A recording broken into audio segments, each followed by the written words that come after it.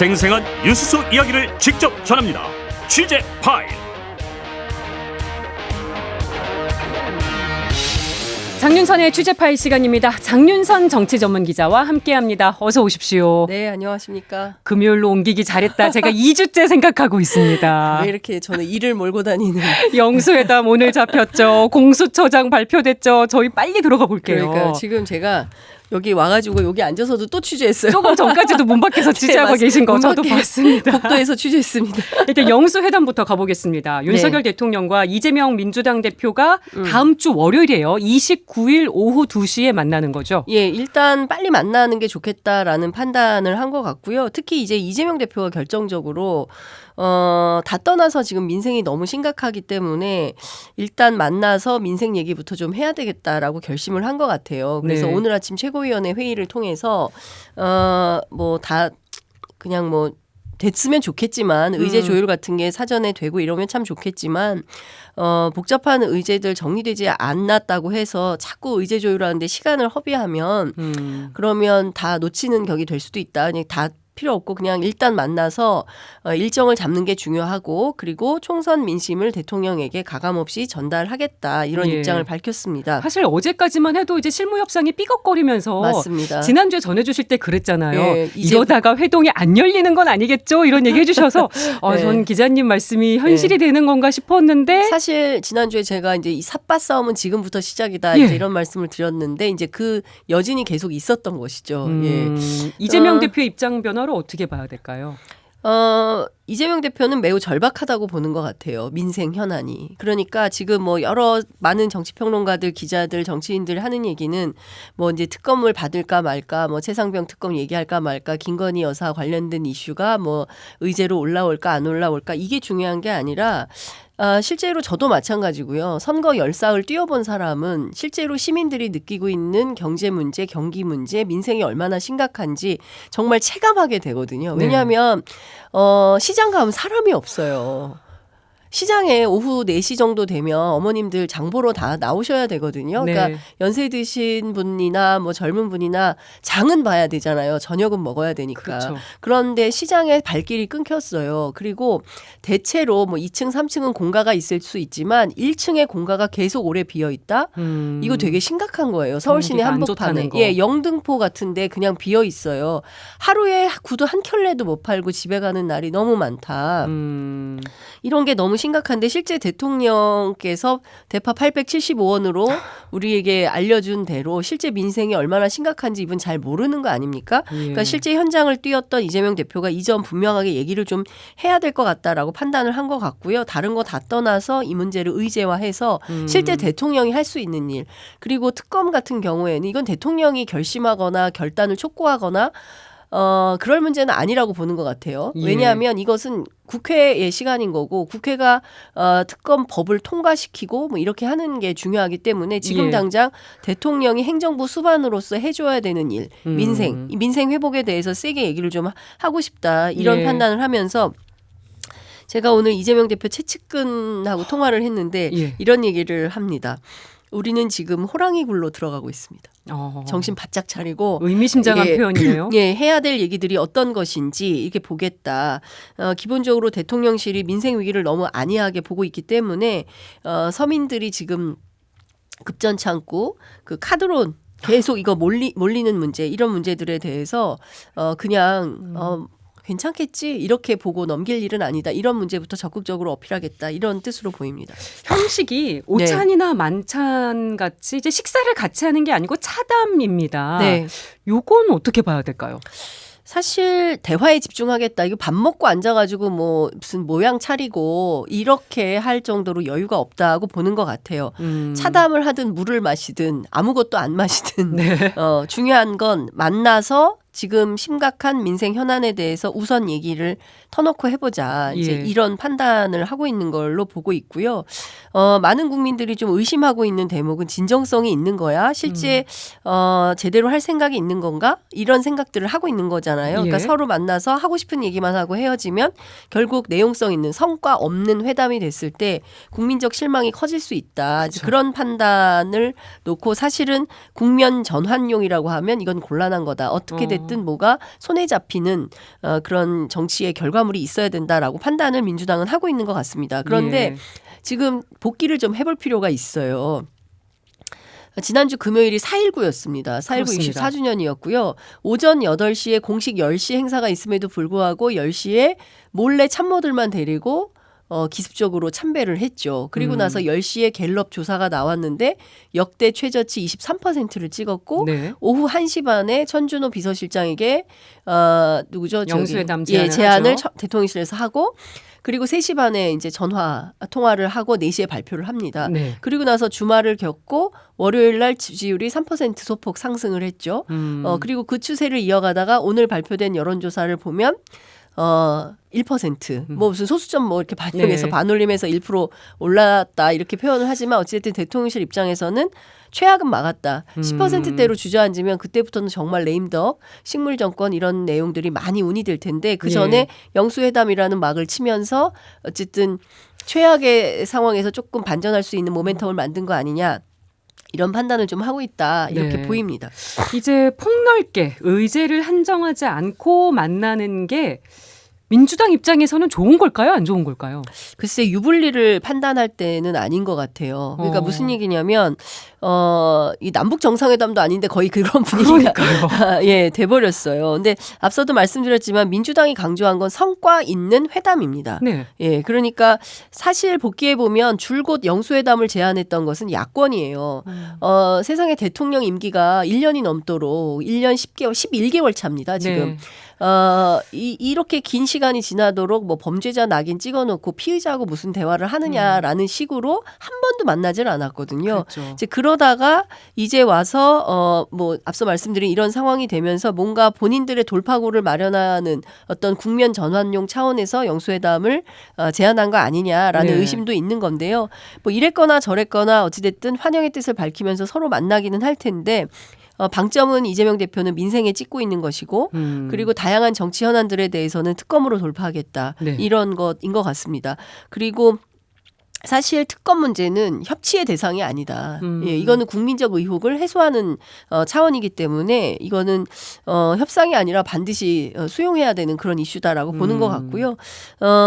거기다 덧붙여서 사실 두 가지 의제가 되게 심각하잖아요. 예. 모든 얘기만 하면 국정에 김건희 여사가 계속 등장하는 나오고. 문제, 그다음에 또 하나는 이제 이천공 씨 문제 이렇게 두 분이 계속 나오는데 이 점에 대해서 분명한 좀 정리가 필요한데 경우에 따라서는 제2부속실 설치 그리고 또 하나는 특감 네. 이 두 가지도 좀 제안을 해야 되는 거 아닌가라는데 민주당 취재해 보니까 여기까지 얘기할지는 현재로서는 미지수다라고 할 얘기를 얘기가 합니다. 너무 많으니까. 할 얘기가 너무 많아서 뭐 제2부속실을 설치해라. 그다음에 특감 임명해라 뭐 이런 등등에 대해서 뭐 얘기를 할지 어쨌든 뭐 그렇게 되면 국회가 추천해주면 받겠다라는 식으로 피해갈 텐데 여당이 또 협조를 안 하니까요. 그런 측면에서는 여러 가지 뭐 굴곡이라고 해야 될까요? 여러 가지 네. 좀 어려운 점들이 많아 보이긴 합니다. 그러나 특검 정국은 22대 개원하면 피할 수 없는 숙명처럼 다가오는 카드가 될 거다 이렇게 봅니다. 일단 영수회담이 이뤄진 가장 큰 이유 말씀해 주신 대로 민생 아니겠습니까? 이재명 대표가 공약으로 내걸었던 25만 원 1인당 지원하는 민생회복 지원금. 네.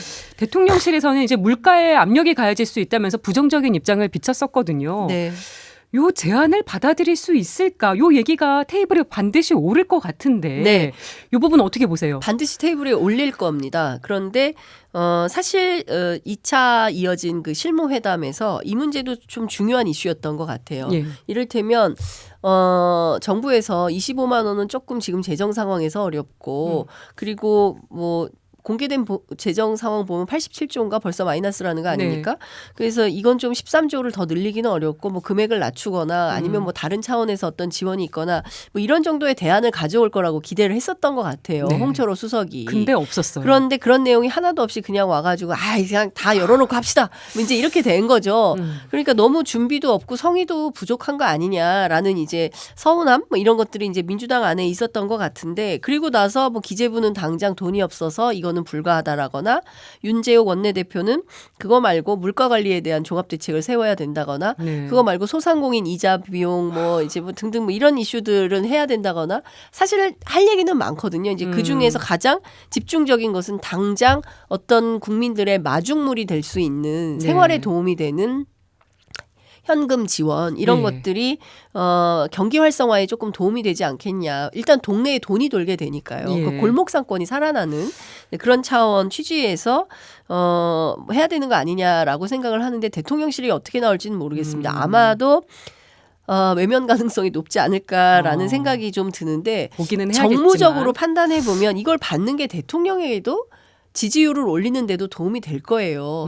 왜냐하면 사실 영수회담에서 가불로 분류하긴 좀 그렇지만 어찌됐든 쓸 수 있는 카드가 많은 쪽은 대통령실과 대통령이거든요. 그렇죠. 이거저거 하겠다 네. 약속하고 실제로 했을 때 국민들이 보기 그래도 대통령 만나서 이런 거 했네. 그래도 대통령이 25만 원을 집행했네. 이러면 네. 국민들이 여론이 좋아질 수밖에 없겠죠. 지금 당장 다 어려운 살림들이니까. 근데 그걸 만약에 안 한다고 한다면 그 책임은 고스란히 누구에게 넘어갈까요?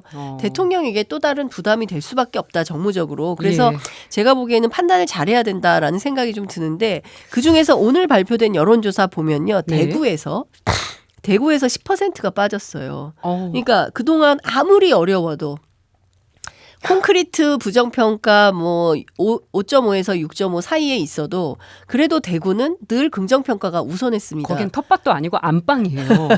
그런데 지난주에 35%였거든요. 이번 주에 25%로 주저앉았어요. 그래서 제가 대구 지역의 언론인에게 취재해봤어요. 대구 분위기가 지금 어떤 정도냐라고 물어봤더니 선거 때까지는 암만 뭐라고 해도 보수는 윤석열 대통령을 지킨다. 네. 이런 차원에서 계속 지지를 보냈지만 일단 선거도 끝났고 우리도 윤석열 대통령, 윤석열 정부 심판할 수 있어. TK도 윤 대통령이 잘못하고 있다는 거 우리도 알고 있어. 예. 이걸 보여준 거다. 심상치 않네요. 예, 굉장히 심상치 않습니다. 그러니까 TK 이 정도면요. 윤석열 대통령 다음 주에 서문시장 가야 돼요. 칠성시장 가야 됩니다. 그런데 과연 지금 그런 기획을 할 수 있을지도 의문이고 TK 민심이 흔들린다는 것은 국민의힘과 그리고 윤석열 정부가 여일하게 보낼 그런 상황은 아니다. 이렇게 볼 수가 있고요. 다만 그래서 TK에서 가장 큰 이슈가 뭐냐 했더니 역시 민생. 살기가 너무 힘들기 때문에 이 민생과 관련해서 뭔가 대책이 나와야 되는데 용산은 여전히 무풍지대 아니냐 이런 얘기들을 합니다. 그러니까 중요한 포인트는 민생을 살리기 위한 특별한 대책이 특단의 대책이 요구되고 나와야 되는 상황이다. 이렇게 말씀드릴 수 있을 것 같습니다. 그럼 이번 영수회담을 성공이라는 표현이 맞는지 모르겠습니다만 그래도 이 정도는 해야 성과가 있다고 볼 수 있지 않을까? 최저선을 어디로 보세요? 제가 보기에는 민생과 관련해서 그 금액이 얼마가 될지는 모르겠지만 그런 지원금 포함해서 고물가와 관련된 그러니까 물가 관리가 전혀 안 되고 있거든요. 네. 이 정부가 콩국수 한 그릇에 16,000원, 냉면 한 그릇에 14,000원이에요. 비쌉니다. 예, 후배들하고 점심 먹고 차 마시면 5만 원입니다. 네. 예, 후들후들 거려요. 그런데 월급은 어떻습니까? 안 오릅니다. 국민들이 가처분 소득이 없어서 날마다 매일매일 조금씩 가난해지고 있어요. 네. 최소한 우리가 과일은 먹어야 되거든요. 네? 사과 정도는 아침에 한 알 정도 먹어줘야 되는데 이게 부담스럽다라고 한다면 국민들이 삶의 질이 굉장히 떨어지는 겁니다. 예. 아니 OECD 11대 경제 국가고 그다음에 세계에서 7번째로 3050 클럽에 들어가면 뭐합니까? 오늘 아침에 사과 하나를 못 먹는데 이런 나라가 행복한 나라라고 할 수 있는 겁니까? 물가 대책. 그렇습니다. 물가에 대한 아주 기본적인 대책이 나와줘야 되고 민생에 대한 대책이 반드시 있어야 된다. 그리고 특검 등과 관련된 이슈에 대해서는 무조건 수용하는 태도를 보여라. 네. 그리고 또 하나는 더 이상 김건희 여사, 이청공 씨, 국정에 이렇게 하는 거 아니야라는 의혹이 없도록 제2부속실 설치하고 특감 임명하고 천공 문제와 관련해서는 특단의 대책을 통해서 확실히 정리하겠다. 네. 이런 정도의 메시지는 나와야 그래도 회담에 성과가 있다. 이런 말을 할 수 있지 않을까요? 월요일 날 어떤 결과가 나올지 지켜보기로 하고요. 네. 여당 상황도 좀 짚어볼게요. 여당에서 총선 참패 후에 구성되는 지도부가 다시 친윤이 되는 거냐 이런 목소리가 나오고 있는 것 같습니다. 네. 문화일보도 오늘 사설에서 혁신은커녕 아니한 인식과 꼼수가 난무한다 세게 비판을 했거든요. 네. 지금 이 상황 어떻게 봐야 됩니까? 경포당, 수포당, 중포당, 경제를 포기한 당, 아니요. 수도권을 포기한 당. 경기도를 포기한 당, 경기도 포기한 수도권 포기한 당, 중도층 포기한 당, 청포당도 나오죠. 청년을 포기한 당, 이런 등등 얘기가 나오는데 사실상 확실한 TK 지역당, 영남 지역당 그런데도 TK에서도 지지율이 하락하는 이 상당히 어려운 상황이에요. 그리고 과거하고 다르게 굉장히 이번 선거에서 주목해서 봐야 되는 것은 뭐 결국 이제 뭐 당락에서 민주당이 부산에서 한 석밖에 건지지 못했지만 득표율이 45%까지 올라왔다는 사실입니다. PK 지역에서. 그러면 이건 무슨 얘기냐면 다음에 선거 한 번 더 하면 뒤집힐 수 있다. 대체로 뒤집을 수도 있는 선거가 될 수 있다. 이런 시그널이거든요. 예. 그러면 정말 중도층과 평범한 시민들이 공감할 수 있을 만한 내용의 정치가 나와줘야 돼요. 네. 그런데 사실 선거 끝난 지가 벌써 2주, 3주 차가 되어가도 누구 하나 세게 반성하거나 우왕좌왕하는 것 같아요. 누구 하나 대통령님 국정운영의 기조를 이번에 확실히 바꿔야 됩니다. 그렇지 않으면 보수가 전멸합니다. 예. 괴멸적 상황에 놓일 수 있습니다. 라고 누군가는 얘기를 해야 되는데 아무도 그런 목소리가 없고 심지어 원내대표 누가 나옵니까? 예, 찐윤 이철규 의원이 지금 가장 유력하다고 급부상하고 있지 않습니까? 이런 상황이 좀 아이러니하게 느껴져서. 잘 아시는 것처럼 이철규 의원은 친윤의 대표, 윤핵관의 대표 명사, 그렇죠. 대명사고요. 그리고 지난 강서구청장 선거 때 사무총장으로 지휘를 했다가 물러났다가 17.15% 차로 지고 나서 물러났다가 다시 왔어요. 18일 만에 인재영입 위원장으로 부활한 분이에요. 그런데 이분이 또 원내대표를 한다. 그럼 이 국면에 왜 이철규 의원을 원내대표를 시키려고 하는가? 핵심은 뭐겠습니까?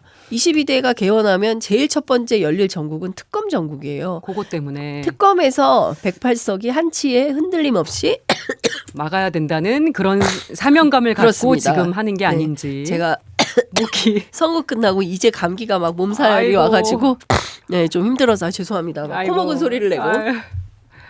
그래서 그런 측면에서 보면 아직 정신 못 차렸다. 그러니까 새로운 변화가 필요한데 실제 그런 전략을 짜기에는 이런 목소리를 내는 청년층은 굉장히 소수고 네. 그리고 다수는 영남 출신들인데 침묵하고 있고 그리고 본인들의 지역구는 다 챙겼기 때문에 별다른 조치는 안 할 것이고 결국엔 이렇게 되면 지방선거에서는 또 영남 지역당에 머무를 것이고 권영진 의원 같은 경우는 오히려 또 막 화를 내잖아요. 지금 표 달라고 할 때는 언제고 이제 와서 적반하장식으로 얘기하냐.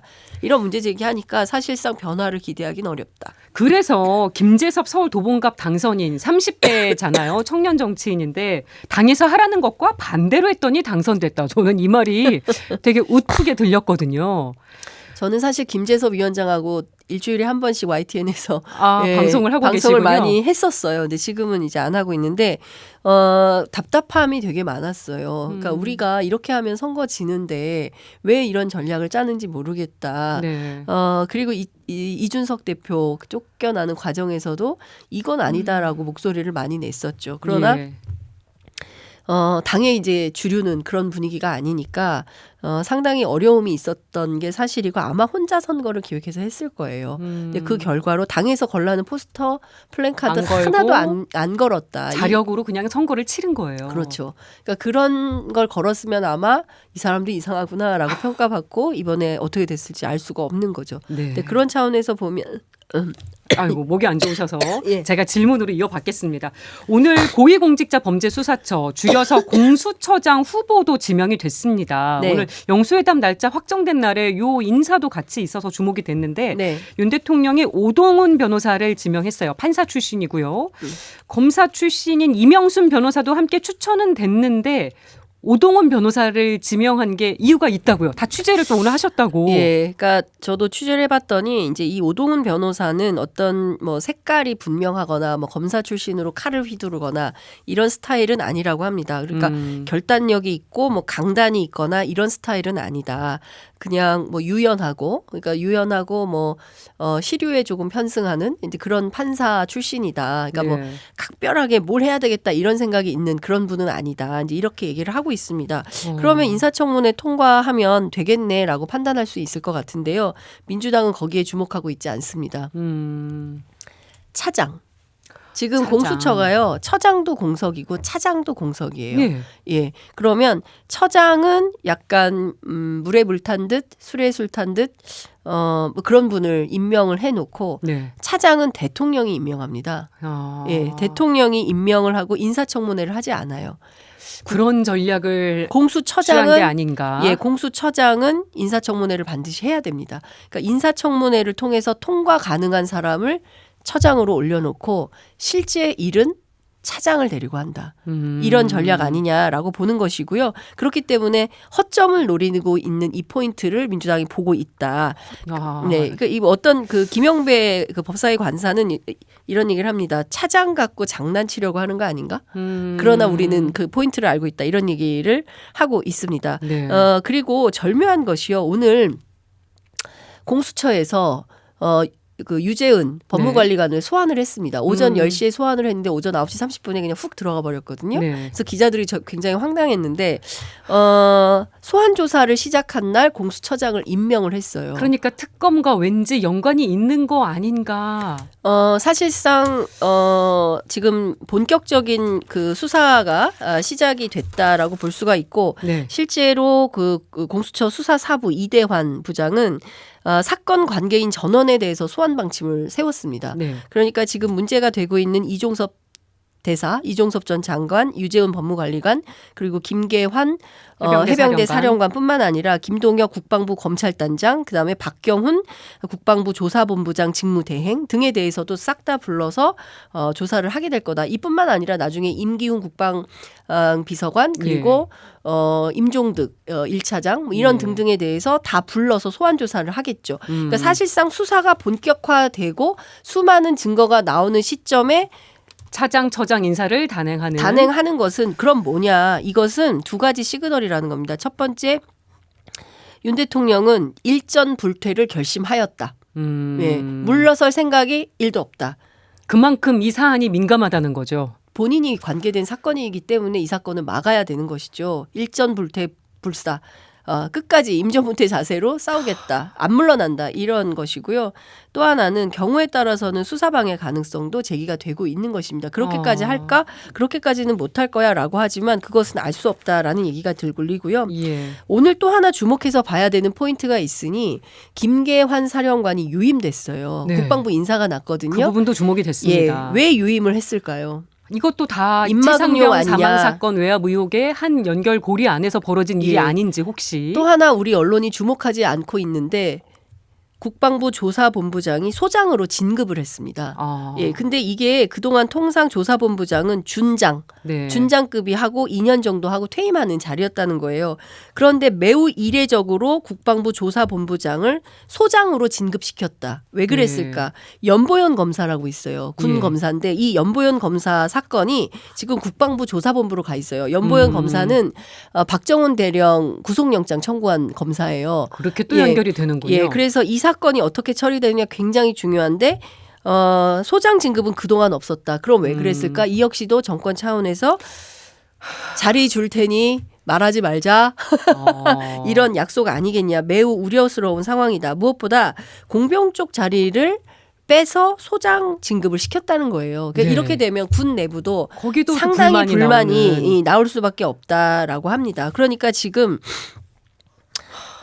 오동훈 변호사는 영포 라인이라고 해요. MB 라인에. 영포 라인 할 말 오랜만에 듣습니다. 포항 출신이거든요. 네. 이 얘기도 나오고 있고요. 그러니까 결과적으로 오동훈 변호사를 임명하고 국방부 조사본부장을 승진시키고 김계환 사령관을 유임하고 그리고 공수처장 임명을 하면서 동시에 공수처가 지금 수사의 속도를 내는 것에 대해서 일종의 속도 조절, 시간 벌기. 그러니까 이 얘기를 종합하면 수사의 골든타임을 놓쳐서는 안 되는 게 공수처의 지금 임무인데 뭔가 엄청난 일들이 한꺼번에 일련의 흐름으로 빠르게, 벌어지고 있는 것 같은. 벌어지고 있다. 그러니까 대단히 속도를 따라가면서 민주당이 잘 살펴서 대응을 해야 될 것 같다라는 생각이 좀 듭니다. 네, 오늘 제가 마지막 진행하는 날인데 마지막까지도 이 따끈따끈한 주제로 정말이요. 발빠른 소식을 전해주셔서 감사드리고요. 앞으로도 또 잘 부탁을 드리겠습니다. 너무 서운합니다. 그러니까요. 너무 섭섭합니다. 네. 김혜영 기자님 너무 청취자로 돌아가서 열심히 듣도록 하겠습니다. 편의점에 모시겠습니다. 네, 장윤선의 취재 파일 여기까지 하겠습니다. 고맙습니다. 네, 감사합니다.